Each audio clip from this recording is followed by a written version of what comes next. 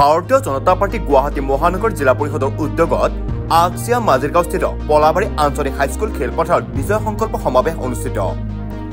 দেওবাৰে মাননীয় মুখ্যমন্ত্ৰী হিমন্ত বিশ্ব শৰ্মাদেৱৰ উপস্থিতিত জালুকবাৰী সমষ্টিৰ সংযুক্ত আকচিয়া মাজিৰগাঁওস্থিত পলাবাৰী আঞ্চলিক হাইস্কুল খেলপথাৰত পঞ্চায়ত নিৰ্বাচন কেন্দ্ৰিক সভা বিজয় সংকল্প সমাৱেশ ভাৰতীয় জনতা পাৰ্টি গুৱাহাটী মহানগৰ জিলা পৰিষদৰ উদ্যোগত অনুষ্ঠিত কৰা হয়।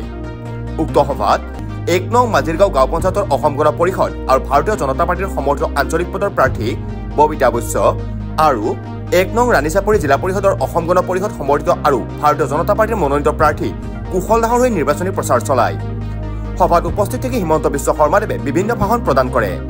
উক্ত সভাত ভাৰতীয় জনতা পাৰ্টিৰ ওপৰত আকৃষ্ট হৈ কেইবাগৰাকী ব্যক্তি ভাৰতীয় জনতা পাৰ্টিত যোগদান কৰে।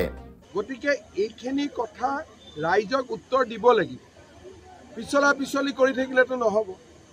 গতিকে দেশত আইন আছে, আইনে উত্তৰ বিচাৰিব জানে আৰু অহা 2-3 মাহত আপোনালোকে দেখা পাব যে উত্তৰ বিচৰা পৰ্বটো চৰকাৰে আৰম্ভ কৰিব। সংবাদ মাধ্যমে বহুবাৰ উত্তৰ বিচাৰিলে কিন্তু তেওঁ নিদিলে বাৰে বাৰে ফালৰি তেওঁ ভাবে যে তেওঁতকৈ স্মাৰ্ট মানুহ নাই, উত্তৰ নিদিলে মই বাচি যাম।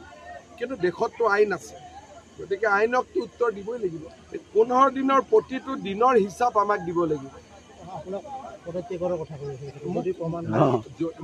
মই ক'লোৱে নহয়, মই ইমান সাহসেৰে কৈ আছো।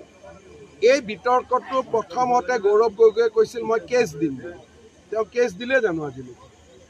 মইতো কৈছিলো কেছ দিয়ক, মই ৱেলকাম কৰিম, কোৰ্টতে কাগজখিনি দিম। তেওঁতো কেছো নিদিলে। তেওঁৰ নিজৰে টুইট আছে যে আমি কেছ দিম। জয়ৰাম ৰমেশে টুইট কৰিলে যে গৌৰৱ গগৈয়ে কেছ দিব, কেছ কিয় নিদিলে?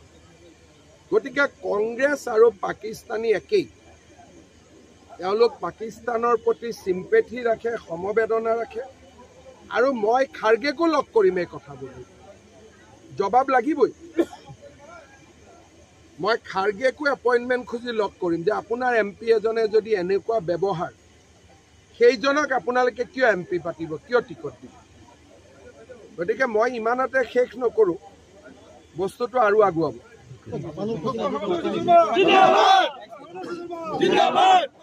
আজি জাপান সংসদৰ অধ্যক্ষ তেখেতে 52 গৰাকী বিনিয়োগকাৰীক লৈ অসমলৈ আহিছে। জাপান এনেকুৱা এখন দেশ, তেওঁলোকে সিদ্ধান্তবিলাক ভাৰতে যিটো সিদ্ধান্ত এবছৰ লয়, তেওঁলোকে তাক 5 বছৰত লয়। কিন্তু এবাৰ যদি সিদ্ধান্ত লয় তাৰ পৰা আঁতৰি নাযায়। যোৱাবাৰ মই জাপানত ভ্ৰমণ কৰাৰ পিছত তেওঁলোক লাহে লাহে অসমলৈ অহা আৰম্ভ কৰিছে। অসমত যদি ভাল পৰিৱেশ তেওঁলোক সন্তুষ্ট হয়, সাংঘাতিক ধৰণে অসমলৈ বিনিয়োগ আহিব পাৰে। কিন্তু প্ৰক্ৰিয়াটো অলপ দীঘলীয়া, আন ৰাষ্ট্ৰৰ দৰে নহয়। তেওঁলোকে লাহে লাহে সিদ্ধান্ত ল'ব। এতিয়াও তেওঁলোক জাগিৰোড আহিব, মই জাগিৰোডে গৈ আছোঁ। গধূলি মোৰ ঘৰতো ভাত খাবৰ কাৰণে আহিব।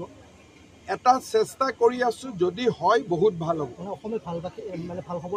আপুনি ক'ল নহয়, তেওঁলোক বহুত লাহে লাহে যায় আৰু বহুত দিনলৈ থাকে। সেইকাৰণে দেখা যাওক কিমান আমি আগুৱাব পাৰোঁ। পেহেলগামৰ যিটো ঘটনা, তাৰপিছত জানিবলৈ মন যায় যে বিনিয়োগকাৰীসকল আহি আছে, কিবা এনেকুৱা ধৰণৰ তেওঁলোকৰ ওপৰত কিবা ভাৰতৰ ওপৰত বহুত বিশ্বাস আছে। পলাবাৰীৰ পৰা জিতুমণি শৰ্মাৰ report, news any 365। Stay informed, stay ahead. News Any 365.